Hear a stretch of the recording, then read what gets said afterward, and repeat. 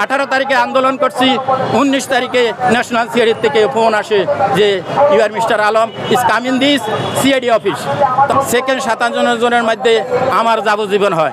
আমাদের রাষ্ট্রীয় যে অনুষ্ঠানগুলা আমরা 36 বছর করে আসতেছি, যদি আসতো সিআইডিরা জিজ্ঞাসা করতো, ওদেরকে আমরা বুঝে দিতাম এটা আমাদের রাষ্ট্রীয় অনুষ্ঠান, এটা আমাদের কালচার অনুষ্ঠান, তখন তারা ধন্যবাদ দিয়ে এখান থেকে চলে যেত।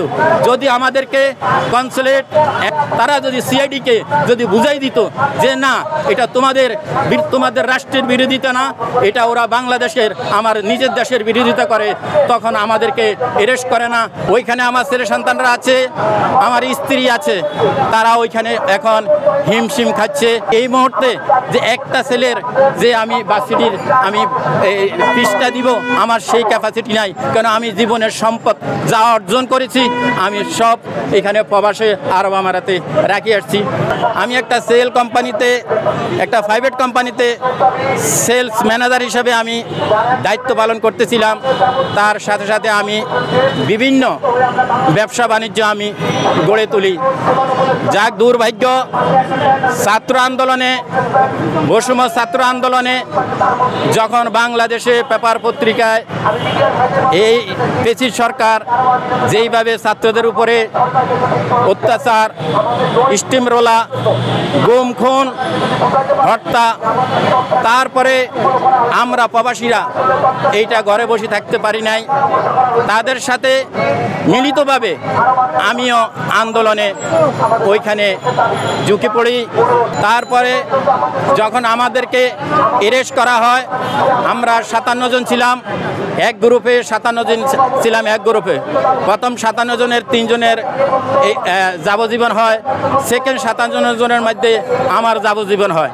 যাক ধন্যবাদ জানাই আমাদের ডক্টর ইউনূস স্যারকে, যেহেতু আমার জীবনের যত সম্পদ ছিল মিনিমাম বাংলাদেশি 10 কোটি টাকার পরিমাণে আমার ব্যবসা, আমার 36 বছরের সার্ভিস সম্পূর্ণ আপনার মেয়েটির সাথে মিলিয়ে গেছে। ওইখানে আমার ছেলে সন্তানরা আছে, আমার স্ত্রী আছে, তারা ওইখানে এখন হিমশিম খাচ্ছে।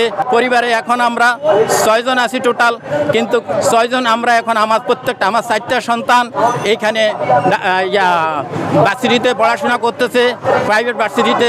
আমার 2 থেকে 3 লক্ষ টাকার মতো 2 মাস পর পর ভার্সিটিতে দিতে হয়।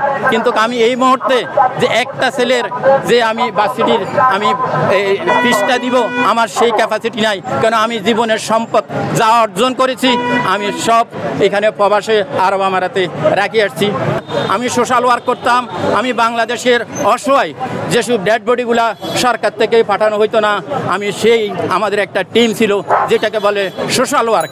আমরা কয়েকজন মিলে আমরা সেই সোশ্যাল ওয়ার্ক করতাম, কনসুলেটের সাথে মিলে আমরা ওই ডেড বডিগুলা আমরা বাংলাদেশে পাঠাইতাম। কিন্তু দুর্ভাগ্য আজকে যারা এখান থেকে ফোন করে ওরা কান্নায় ভেঙে পড়ে যে আলম ভাই আপনি অ্যারেস্ট হয়ে চলে গেছেন, আমাদের দুনিয়া আন্ধার হয়ে গেছে, আপনি আবার কখন আসবেন, আমাদেরকে অসুস্থ করেন।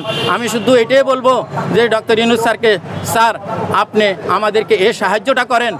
আমাদেরকে যেইভাবে আওয়ামী লীগের দোসররা, যুবলীগ, ছাত্রলীগ, আওয়ামী লীগের প্রভাবশালী যারা সেকেন্ড হোম ওইখানে করছে, তাদের টার্গেটে আমি আসছিলাম, কেননা আমি 36 বছর ওইখানে কাজ করি। তাদের অপকর্মগুলা আমি তিলে তিলে আমি জানি কে কোথায় কে কি করতেছে। ওই জন্যে এই দোষারোপদের টার্গেটে পড়ে যাওয়ার পরে আমার উপরে তারা এই টার্গেট করে আমাকে লিখিতভাবে কনসুলেটে চিঠি দিয়ে আমাকে অত্যন্ত দুঃখজনকভাবে আমাকে অ্যারেস্ট করা হয়। 18 তারিখে আন্দোলন করছি, 19 তারিখে ন্যাশনাল সিআইডি থেকে ফোন আসে যে you are mister Alam is coming this CID office. তখন আমি আশ্চর্য হয়ে যাই যে এটা কি, আমরা 36 বছর আমাদের রাষ্ট্রীয় যে অনুষ্ঠানগুলা আমরা 36 বছর করে আসতেছি, আমাদেরকে কোনো দিনও কোনো এমারতের সরকার কোনো দিনও আমাদেরকে যদি আসতো সিআইডিরা জিজ্ঞাসা করতো, ওদেরকে আমরা বুঝে বুঝে দিতাম এটা আমাদের রাষ্ট্রীয় অনুষ্ঠান, এটা আমাদের কালচার অনুষ্ঠান, তখন তারা ধন্যবাদ দিয়ে এখান থেকে চলে যেত। যদি আমাদেরকে কনসুলেট, এম্বাসি একটু সন্ন্যপতি, তারা যদি একটু আন্তরিকতা করত, তারা যদি সিআইডিকে যদি বুঝাই দিত যে না, এটা তোমাদের রাষ্ট্রের বিরোধিতা না, এটা ওরা বাংলাদেশের, আমার নিজের দেশের বিরোধিতা করে, তখন আমাদেরকে অ্যারেস্ট করে না, আমাদের উপরে এইভাবে স্টিম রোলার চালায় না। আমি শুধু ডক্টর ইউনূস স্যারকে শুধু অ্যাড্রেস করি, এই কথাটাই বলবো, স্যার জানতে পেরেছি আপনি 12 তারিখে আরব আমিরাতে যাইতেছেন। আপনি আমাদের প্রবাসীদের অভিভাবক, প্রবাসীদের প্রতি একটু লক্ষ্য করে আপনি ওই দেশের সরকারের সাথে একটু কূটনীতিভাবে একটু সমঝোতা করে আমাদের নুয়েন্টিটা উঠাই দিয়ে স্যার আমাদেরকে ওইখানে কর্মস্থানটা একটু তৈরি করে দেন, আমরা আমাদের ছেলে সন্তানের কাছে আমাদেরকে ফিরাই দেন। রেমিটেন্স যোদ্ধাদের ঢাকায় বিশেষ ছাড়ে রেডি ফ্ল্যাট দিচ্ছে শতভাগ বিশ্বস্ত ও নির্ভরযোগ্য প্রতিষ্ঠান প্রবাসীর সিটি।